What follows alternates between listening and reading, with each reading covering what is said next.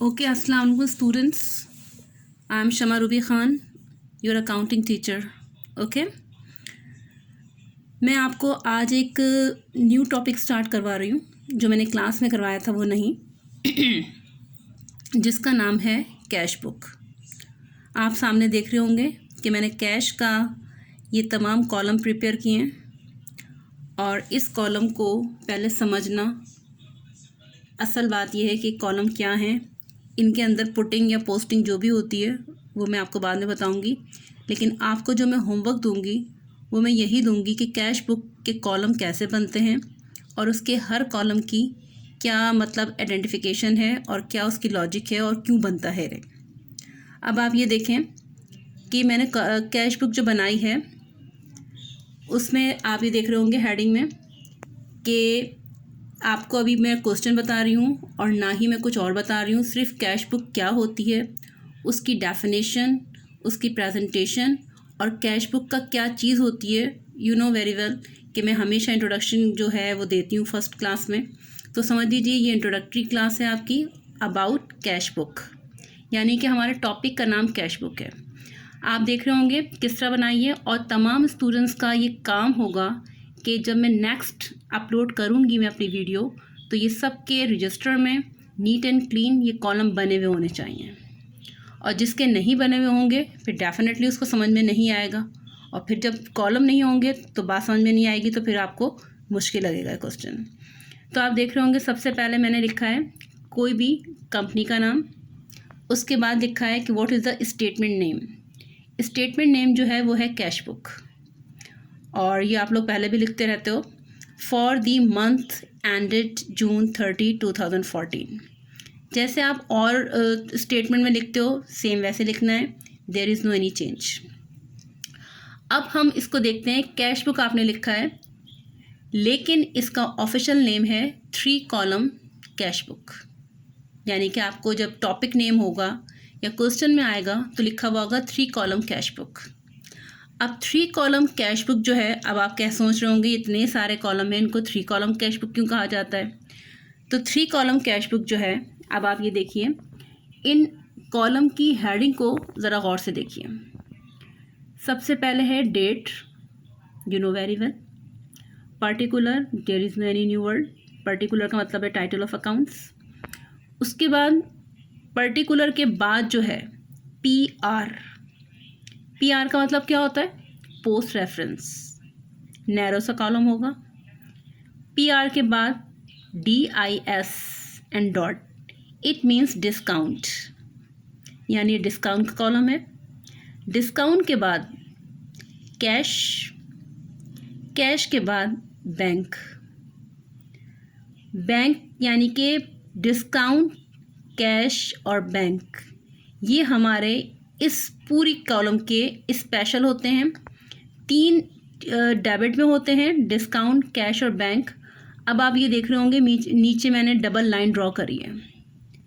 Double line का बेटा मकसद ये है कि लेफ़्ट वाला पोर्शन ये पूरा डेबिट होगा आपका, ये वाला पोर्शन जो है पूरा डेबिट है। डबल लाइन के इधर वाला ये पूरा कौन सा होगा, क्रेडिट। अगर आपने मेरी क्लास अटेंड की है तो जैसे मैंने आपको लेजर सिखाया था सेम वे, बस फ़र्क क्या है कि यहाँ पर डेबिट में date, particular, post reference, discount, cash, bank है।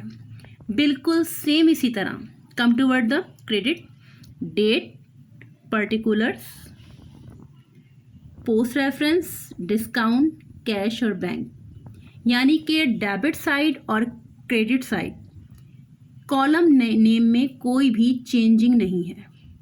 यानी आप ये समझें कि बहुत सारे कॉलम्स के नाम याद करने पड़ेंगे, नो, सिर्फ डेबिट में भी। और 3 कॉलम कैश बुक क्यों कहा जाता है, डिस्काउंट, कैश और बैंक, ये हमारे स्पेशल, इस पूरी जो बुक है इसके स्पेशल ये कॉलम होते हैं, इसलिए इनको 3 कॉलम कैश बुक कहा जाता है। डेट, पर्टिकुलर, पोस्ट रेफरेंस हर जगह होते हैं, और यहाँ पर भी डेट, पर्टिकुलर, पोस्ट रेफरेंस है, यानी कि डेबिट साइड भी discount, cash, bank, credit side भी डिस्काउंट, कैश और बैंक। अब आपको करना क्या है, यानी कि आपको सबसे पहले हेडिंग में company name, statement name and कौन सा ईयर है वो लिखना है। उसके बाद आपको 1 2 3 4 5 6 column debit side, 6 column credit side, ये बना लेना है। अब आप आ जाइए कि हम कैश बुक बनाते क्यों हैं। कैश बुक बेटा हम इसलिए बनाते हैं कि वो सबसे पहले क्या होता है, ट्रांजैक्शंस होती हैं। ट्रांजैक्शंस आपको रिकॉर्ड करना होता है, जो मैंने आपको एंट्री सिखाई हैं, फिर मैंने आपको लेजर बनाना सिखाया और फिर मैंने आपको ट्राई बैलेंस बनाना भी सिखा दिया है, ठीक है ना। तो कैश बुक में हम सिर्फ और सिर्फ वो ट्रांजैक्शन यानी कि एंट्री रिकॉर्ड करेंगे जो कि कैश बेसिस होंगी। यानी कि दूसरे वर्ड्स में हम कह सकते हैं जो ट्रांजैक्शन ऑन क्रेडिट या ऑन अकाउंट बेसिस होंगी उनको हमें इस बुक में रिकॉर्ड नहीं करना है। क्यों? इसलिए कि कैश बुक है। यानी जब कोई सेलर या कोई परचेज़र, आप तो इस वक्त सेलर है ना, मैंने कहा समटाइम यू आर परचेज़र, इस वक्त आप क्या हैं, परचेज़र होंगे या सेलर होंगे, जो भी होंगे।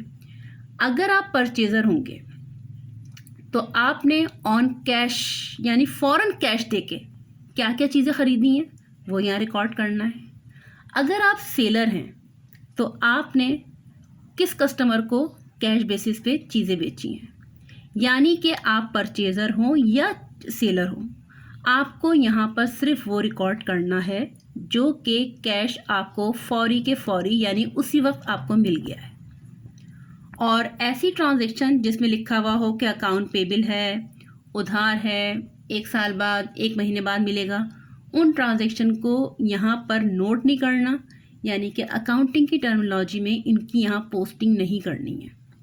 यानी अकाउंटिंग इस बुक को बनाने के लिए हमसे कहती है, यानी अकाउंटिंग का रूल है कि कैश बुक में कोई भी उधार की चीज़, इन उर्दू, इंग्लिश में हम कह सकते हैं ऑन क्रेडिट या ऑन अकाउंट, कि कोई ट्रांजैक्शन यहाँ रिकॉर्डेड नहीं होगी। यहाँ पर सिर्फ वो रिकॉर्ड होगा जो कि कैश पे होगा।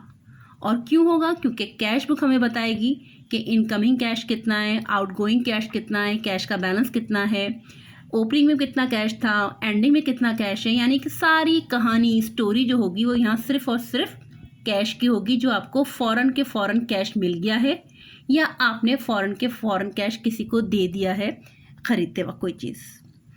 ठीक है बेटा, ये थी कैश बुक का थोड़ा सा आप समझ लें ब्रीफ इंट्रोडक्शन। और इसके लिहाज से इस लेक्चर में आपको कुछ समझ में ना आए तो रिगार्डिंग आप इस कॉलम के बाइस मुझसे क्वेश्चन कर सकते हैं, मैं आपको जब टाइम होगा जवाब दे दूंगी। लेकिन उम्मीद करती हूँ कि जब मैं नेक्स्ट अपलोड करूँगी तो आपको तमाम बेटा कैश बुक के कॉलम जो हैं, मेहनत आप भी कर रहे होंगे, मेहनत हम भी कर रहे हैं, तो उसका रिज़ल्ट आना चाहिए। ठीक है बेटा, अल्लाह हाफिज़। ठीक है, फर्स्ट मेरी वीडियो थी, इंशाल्लाह फिर इसको हम क्वेश्चन करेंगे तो आपको समझ में आएगा, जो मेरे साथ कंटिन्यू रहेगा। अल्लाह हाफिज़। ओके।